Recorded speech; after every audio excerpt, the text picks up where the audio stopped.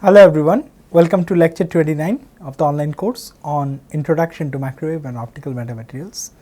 Today's lecture will be on high permittivity route to artificial magnetism. So here is the lecture outline. We will look into the high permittivity route to artificial magnetism, and then we will look into some applications of magnetic metamaterials and some examples of magnetic metamaterials. So in the previous lecture we achieved metamagnetic responses by using plasmonic resonances to introduce asymmetric current modes in sub-wavelength metal structures, right. So as an alternative to this, we can also obtain artificial magnetism using Me resonances in sub-wavelength dielectric resonators, and that is what we will be looking into today's lecture, right. So sub-wavelength particles with high positive dielectric permittivity support strong resonances with large displacement currents, which may give rise to strong magnetic field induced by contradirectional displacement currents. Moreover, the large dielectric constant implies small wavelength inside the high permittivity region. Therefore, the physical size of the resonators can be much smaller than the free space wavelength. So, you can get miniaturized device. Okay. So, this situation justifies the treatment of a system as a macroscopically homogeneous medium, and thus the use of effective constitutive parameters to describe the medium's interaction with the external wave, right. So, although the choices for this kind of material are relatively limited, okay, because you need high permittivity for both microwave frequencies and mid to far infrared frequencies, right. So, what you will see that at microwave frequencies, ferroelectric ceramics like barium, strontium, titanate are attractive candidates for this kind of purpose. So, such materials can exhibit very high dielectric constant, okay, in the hundreds, okay, at gigahertz frequency, and typically they are usable at room temperature without any external voltage. Okay. For far and mid infrared frequencies, polaritonic materials like lithium tantalate, okay, or thallium bromide or thallium chloride and silicon carbide are also utilized. Now, when placing the sub-wavelength resonator together to form a metamaterial, it is essential to follow certain design considerations, okay, because the Me resonances are basically localized. Okay. So, lattice symmetry is becoming non-essential in this case due to the localized Me resonances. Second important thing is that the geometry, that is the shape and the size of each individual rods or spheres, that basically determines the spectral characteristics of the Me resonances.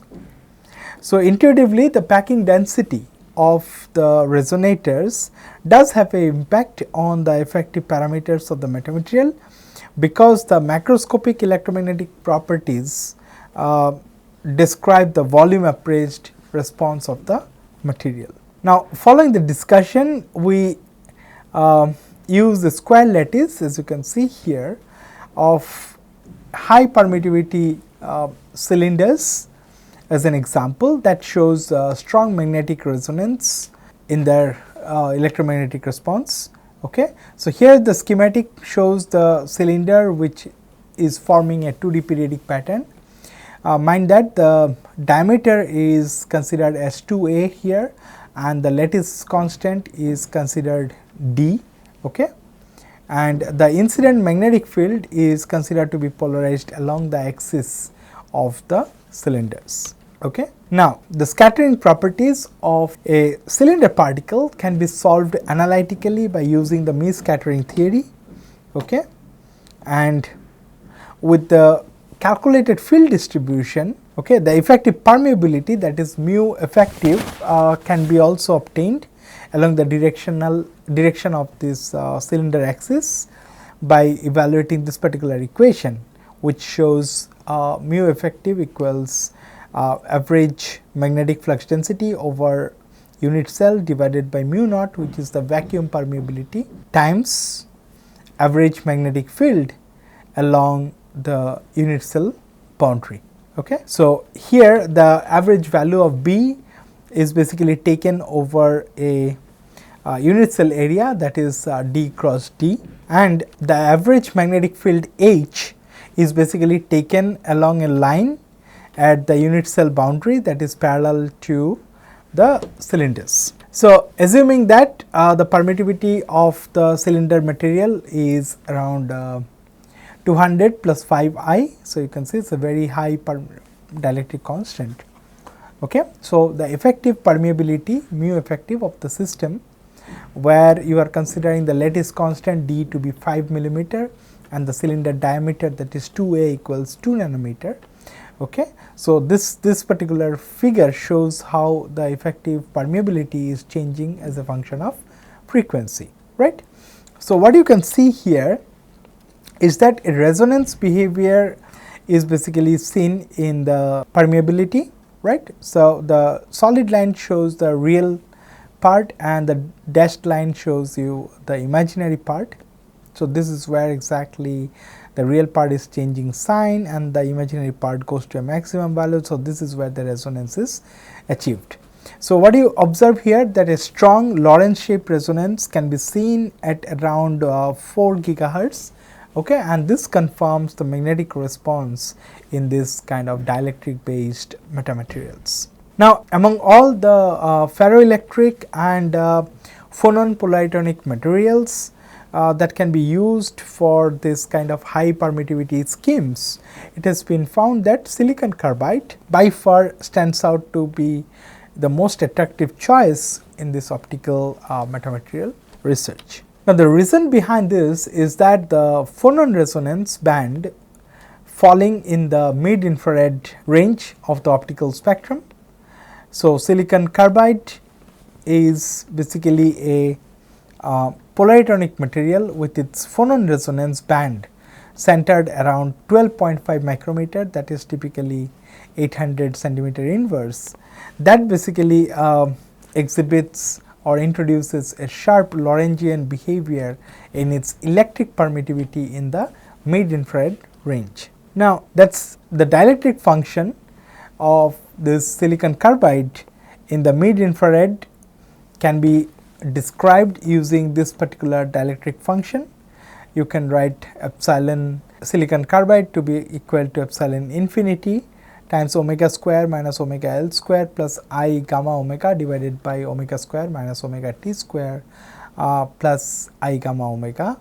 Okay. So, this epsilon infinity is 6.5, omega L is given as 972 centimeter inverse, omega T is 796 centimeter inverse, and gamma is given as gamma is the collision frequency given as 5 centimeter inverse. Now, we can also see from the figure that the dielectric response of silicon carbide around its polytonic resonance in the mid infrared range is calculated with the analytical model that we have seen just now.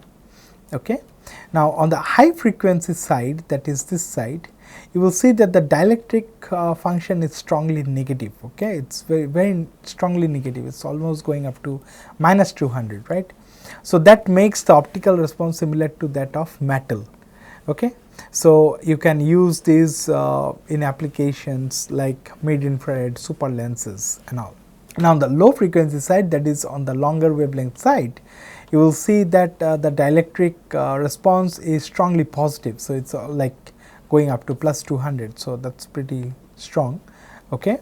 And you can see that silicon carbide can be a very attractive candidate for producing dielectric based magnetic metamaterials using such high permittivity Mi resonators in the mid infrared wavelength range. So, such a response allows you to have both metallic kind of behavior in this range and dielectric kind of behavior on the other side of the resonance. Now, let us focus on the applications. So, you can see that this enables a design of mid-infrared wavelength range metamaterials that can show magnetic properties. Okay. However, this technology cannot be extended into visible and near infrared optical region, because you can see that at higher frequencies, which are above the dielectric relaxation frequency, the permittivity value becomes very small, right. So, in other words, you can say that the permittivity of such ferroelectric or polaritonic materials become relatively very small for frequencies above this resonance, or you can say dielectric relaxation, right. So, in this case, you can think that artificial magnetism with dielectric materials such as silicon carbide can be still very useful, okay, but they are suitable only in this mid infrared range. Now, magnetic materials, metamaterials are nothing but, we have already seen, these are the engineered or artificial structures that can show you unique properties stemming from their structure, not from their composition, right. So, these properties enable manipulation of magnetic waves in unconventional ways. So, these properties are basically, as you know, they are coming from the structure, okay, not from the composition. They can have lot of unique applications across various fields, okay. In the field of energy and electronics, you can use them for energy harvesting, electromagnetic shielding, and high frequency devices. In the field of medical, they can be used for biomedical applications such as aid in MRI enhancement and diagnostics, okay. For industrial applications, they can enable sensing, actuation, and may also support advanced manufacturing such as 3D printing, right. So, let us look into few of this in little more details. Okay. So, in electromagnetic shielding and absorption, you will see magnetic metamaterials are very effectively working, okay.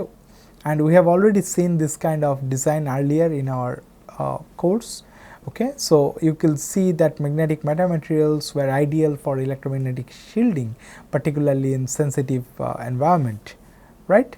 And this was done using inhomogeneous metamaterial that could give you blockage of magnetic field up to minus 180 dB. That's remarkable, right. Other applications include like they can be used in electronic devices to minimize electromagnetic interference. They can be beneficial in electronic devices and medical equipment where EMI can disrupt accurate functioning, okay. So, such metamaterials are basically crucial for ensuring reliable performance and signal integrity in electronics. They also support safe and stable operation of high precision medical technologies. In the field of energy harvesting and storage, metamaterials can be designed to enhance the efficiency of energy harvesting. For example, they can be used to improve the wireless power transfer by amplifying magnetic fields between receiver and transmitter, or transceiver and receiver, and vice versa, right. So, their impact can be demonstrated in the form of significant efficiency improvement during the wireless power transfer process, and hence they can be considered as a promising solution for next generation wireless charging technologies. So, what are the benefits associated? As you can see that such materials or metamaterials enable more efficient charging of devices, and they support wireless or cable free energy transfer, making the systems more convenient and flexible. Another important application of such metamaterials or magnetic metamaterials come in the field of high frequency devices and antennas. So, they can also be used to create high frequency devices and antennas with improved performance. Okay. When I say improved performance, you will see that the designs can be made smaller, and the antennas can be more efficient as compared to the traditional designs. So, electromagnetic wave manipulation is an important feature with this kind of metamaterials. So, the metamaterials can manipulate the electromagnetic field and bring down the overall footprint of your antenna design and make them more efficient as compared to the traditional ones. Now, use of metamaterial in antenna design benefits from first of all miniaturization. So, you can make smaller antennas without sacrificing the performance, and they also enable beam steering. That means, you will be able to change the direction of the electromagnetic beam without physically moving the antenna, right. And another important application of this magnetic metamaterials lies in the field of industry. So, there you can use this metamaterials for sensing and actuation, where metamaterials could definitely improve the sensitivity and the response of these sensors and actuators that are typically used in industrial control systems. They are also very useful in advanced manufacturing, where you can create geometries and structures with tailored magnetic properties, and the interaction of these magnetic metamaterials with 3D printing technology could also enable the production of complex devices with unique magnetic properties, and they could impact multiple industries such as aerospace and healthcare. So, some example applications involve, you can design customized MRI coil which can be designed for individual patients to improve the diagnostic accuracy. You can also think of making this for neonatals or infants or babies, okay. And you can also think of making advanced sensors using metamaterials, where you can get higher sensitivity and selectivity depending on different industrial applications. Now, let us also focus on an interesting and emerging area of biomedical application, where this is one of the most promising areas of magnetic metamaterial being applied. The first thing is quality of MRI, that is magnetic resonance imaging. Magnetic resonance imaging on its own is one of the most complicated machinery that humans have produced to image any part of human anatomy with details. So, it basically produces contrast between the soft tissues and your bones and allow you to see how your every organ is looking like. Okay. So, it is a high resolution imaging that is based on magnetic resonance. Okay. So, there you can apply magnetic metamaterials which can improve the magnetic field homogeneity and strength in the MRI machines, right. So, what happens, using the enhancement of local magnetic field done by this kind of magnetic metamaterials, you can get better image resolution, and for a given or the standard image resolution you can bring down the scan time. Other biomedical usage include enhanced sensing for more accurate diagnostics. You can also look for different therapeutics application which can think of targeted drug delivery using magnetically guided nanoparticles and so on. So, what is the methodology? Let us look into this in more details. So, when you design magnetic metamaterials and metasurfaces which are resonant, and when I say resonant, they need to match the resonance frequency of the MRI scanner. So, MRI scanner, based on their strength of the magnetic field, whether it is a 1.5 Tesla scanner or a 3 or 7 Tesla scanner, there is a Larmor frequency associated, right. Now, the Larmor frequency with a static field B naught is typically given as F naught, that is the Larmor frequency, that will be gamma by 2 pi times B naught. So, gamma is that gyromagnetic ratio which is having a value of 42.5 megahertz per Tesla, Okay, so you can see that for a 1.5 Tesla MRI scanner, the Larmor frequency turns out to be somewhere around 64 megahertz. So you are supposed to make a magnetic metamaterial or metasurface that can also resonate at that particular frequency, and then it should allow you to distribute the electromagnetic field in such a way that the electric fields are basically moved away from the human body parts which are undergoing scan. So this is how you can see this is the body birdcage coil. It's basically fully covered coil. It's just open from this side to show you how the human body goes inside the scanner. This is how you can think of the metasurface, which is also can be made flexible to wrap around the human body part which is undergoing scan. Now, when you do this kind of scanning using magnetic metamaterials, so your part will be to make sure that the electric hotspots are away from the human body, and you can have homogeneous magnetic field enhancement within the region that is undergoing scan. So, these are some of the metamaterial work reported in this particular paper. Okay, so this is a kind of spirals, 4 copper spirals on FR4 substrate, and there is a sandwich of some high permittivity material, and on the other side you also have this same kind of material placed. So you can actually use this to place below human body when they are undergoing a spine scan or something like that. Okay. So you can use it for improving the signal to noise ratio of your MRI scan, so that you can get more number of patients scanned in a MRI scanner per day, and they definitely also boost the image quality and reduce the scan time. You can also think of flexible ones. They can actually wrap around any curved anatomy like head or leg or your arm. Okay. So they are also doing the same thing as the flat ones are doing, just that they are able to fit any curved anatomy, and that way you can make MRI more efficient. So this is one of the promising applications of magnetic metamaterials. Here you can see there is a birdcage head coil. This is a human biomodel, and below the head you are putting this flexible metamaterial, and here is a comparison of the received magnetic field.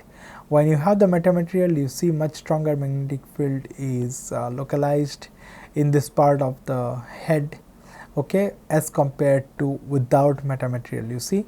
So in this case definitely you will get much stronger signal coming from the human head, and your MRI image quality will be much higher.